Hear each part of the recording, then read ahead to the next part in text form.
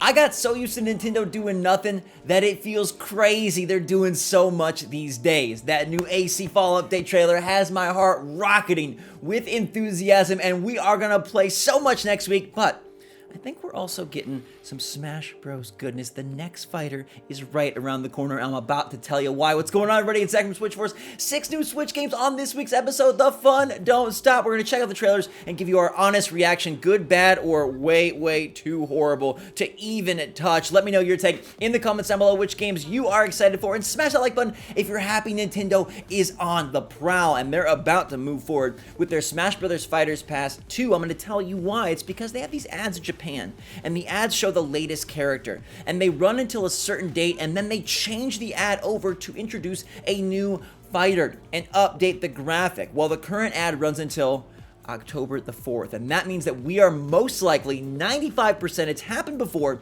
gonna get our next character before that day. So I'm predicting this week. I think this week the AC update's out the way, they got the fall lineup pretty much out the way, they have the partner showcase out the way.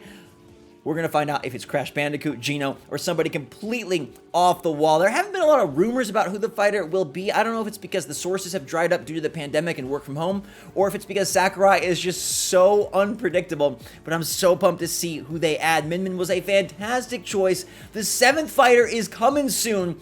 Who do you think it's going to be? I love that we're going to get an update to one of the biggest Switch games. But now I got to talk to you about 6 other Switch games, the first of which is so freaking sick.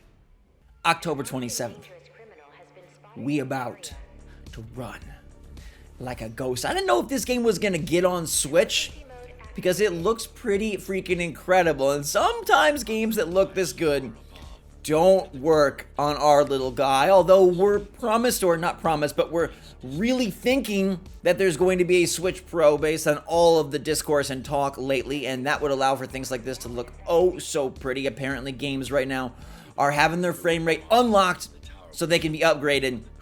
And I can't wait till all of that rumor mill becomes reality. In the meantime, though, this game looks amazing.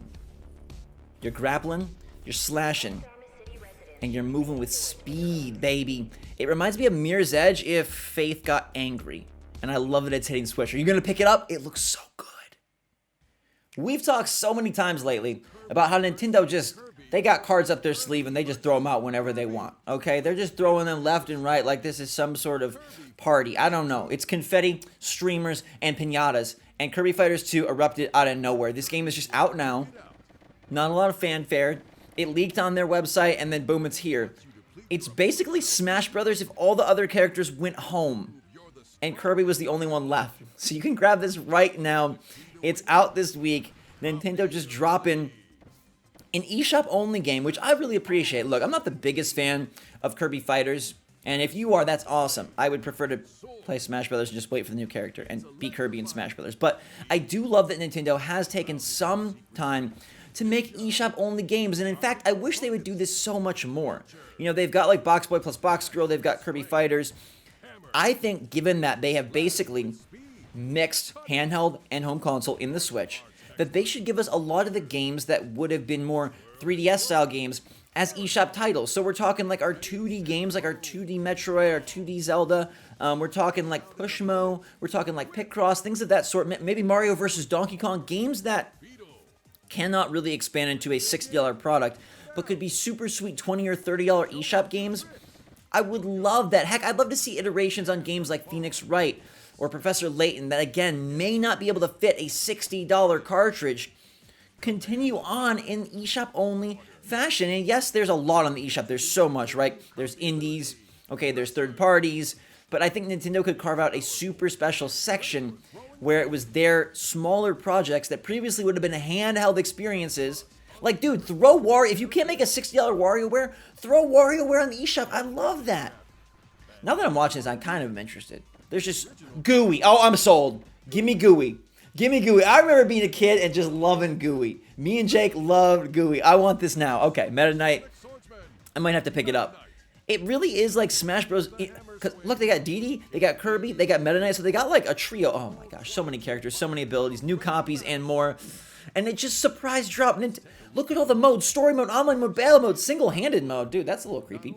Anyhow, Nintendo was doing nothing, and now they've done a lot. It's still not my ideal fall lineup. I still wish there was a Mario Kart, a Breath of the Wild, or a Splatoon to really strengthen the season, but they've worked their magic, and I'm impressed, and I cannot wait. Now I might have to pick this up. Should I pick this up? Are you guys going to pick this up?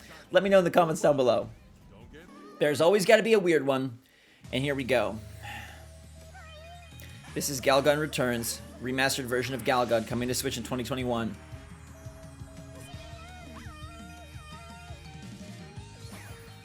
The game that started it all. Oh, it's starting something all right. There are times where I question how this is what people spend their days on.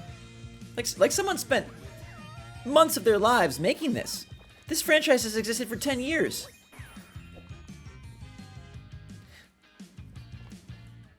There's always I don't know. Like, you know, different strokes for different folks, but I don't really want a game where you're poking girls. Like, this is, like, please no. I do not approve. SwitchForce, seal of, just sealed by SwitchForce. Never release. If you're into this, okay, but I'm canceling this game. I'm gonna write them a letter.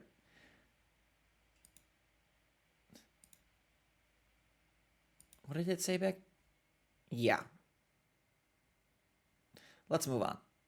Halloween is right around the corner, and some people just cannot contain their enthusiasm. Like Schmubity Boo for $10 on October the 7th. Listen to this music. I'm so ready for Halloween. I don't even know why this game makes me scream. It's a single screen title and it looks really bad, but there's a lot of costumes and the ghosts are mad. And it's called Schmubity Boo. I mean, there's people over there making Hyrule Warriors Age of Calamity, trying to set that genre on fire. There's people out there doing things like Ghost Runner, Wham Bam, Thank You Ma'am, looking sick. And then we got Galgun Returns and Schmubity Boo. I mean, look, it's a yin-yang society. It's an opposites planet. Gotta have a little bit of up here to have a little bit of down here. But what is this? I don't even, like, you just run to the end of the level, there's a tree monster, you got a witch's hat. This game should be like $2. This is $10. Many Days, Katana Zero, and Celeste are less than $10. What is happening? I do not want Schmubity Boo, and I do not want Galgun. This one is, I will let, okay, this one can go, but it should really be like $2. Don't you think? All right, Mighty Goose, it's coming in 2021, and it needs to save us from the last two Strange-O titles. Here we go. It's a run-and-gun shooter, and it has a new hero, a.k.a. the Mighty Goose. Mighty Goose looks like a Mega Man boss, but also just really banking on the popularity of Ultimate Mighty Goose. What is it called? Goose Game? Untitled Goose Game. There you go. Oh, this? Dude, the Goose is bringing the moves. Look at this Goose. No, dude, Bounty Hunter Goose, that's my Halloween costume. I figured it out. This guy is amazing. If it controls well, this game actually looks pretty cool. It could control absolutely horrible, but if it controls well and it plays good, it's got chunky pixel visuals, and it's got intensity. It looks like a mix of, like, Contra, Mega Man, and also just, you know, an obsession with Foul. And the Pigmen. Big bosses, bullet hell. Okay, Mighty Goose is saving the day. I'm going to keep my eye on this one. It may not be great. It may be just absolutely average, but goodness gracious, I'll take absolutely average over the last two titles. Yuck! Mighty Goose, the hero we need, not the hero we deserve. But some of us deserve, right? There's still good people out there. We need this Mighty Goose. Look at this dude. Look at this dude. That's my Halloween costume. Is it yours? Let me know in the comments down below. This is a new game from Level 5. They have done some really fantastic work in the past. It just got announced at Tokyo Game Show. It's coming to Switch in 2021. It's called Megaton Q Musashi. And I have literally no idea what's going on. But it is definitely intriguing. There's this giant robot monster man. It kind of looks like a Pokemon on steroids. And then there's this cool logo. And Level 5 announced there's going to be an anime, like a show, and a game. And this trailer is really long, so I'm going to skip around because, again, I really have no idea what's actually going on. But the art style is really cool. I'm going to kind of skip to maybe some more of the gameplay-ish segments. It reminds me almost of like Persona in a way, which Persona 5 are on the Royal on the Switch, please, maybe one day. This robot guy, you can like customize him, so it's got like this like Pacific Rim action going on, which I think is pretty neat.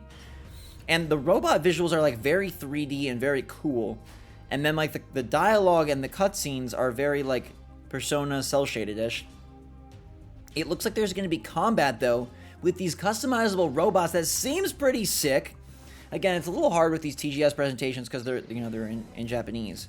But we're trying to gain what we can, and here comes the battle plan.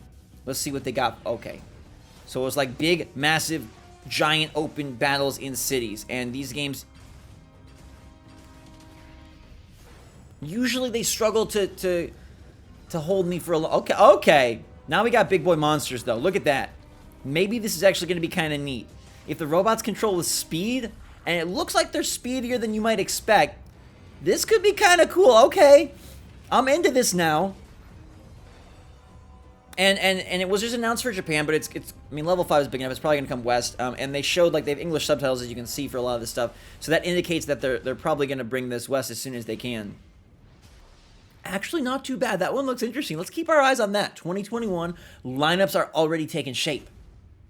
There you have it, 6 new Switch games, and I'll admit, a very strange list once we got past the first couple. I think that Kirby Fighters 2 is actually really cool, and I love that Nintendo just like dropped it at night out of nowhere. They're like, bam, have a new game. We don't know where to put this. We don't do directs anymore. We just do partner showcases and strange Twitter announcements.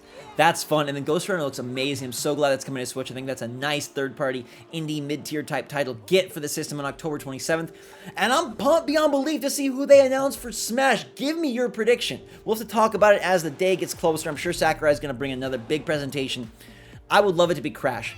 I would love for Crash Bandicoot to get announced, and then they give us a date, early 2021, for Crash 4. It's about time. That game comes out on October 2nd, so maybe in honor of that announcement, it could be lining up that Nintendo and Sakurai announce Crash, the Switch date for the game, and we have another stellar third-party fighter, or it could be someone completely different. And if you want to ask me personally, forget like predictions, deep down I just want another Nintendo mainstay. I love when they dig from their roster, especially quirkier characters. Geno is a fan favorite and one that I would really appreciate. But I'm down for anybody you want to bring to the game that's from a mainline Nintendo game, because I think it's fun. It's a homegrown title. Smash Bros. Is about our Nintendo characters. And yes, there are third-party fighters involved, but the boys that made it possible, the boys and girls and monsters, are freaking Princess Peach, Super Mario, Link, Zelda, and Pikachu. So more of that I'm happy about. I also would not be surprised to see a new Pokemon. Someone maybe to help pump up the new DLC.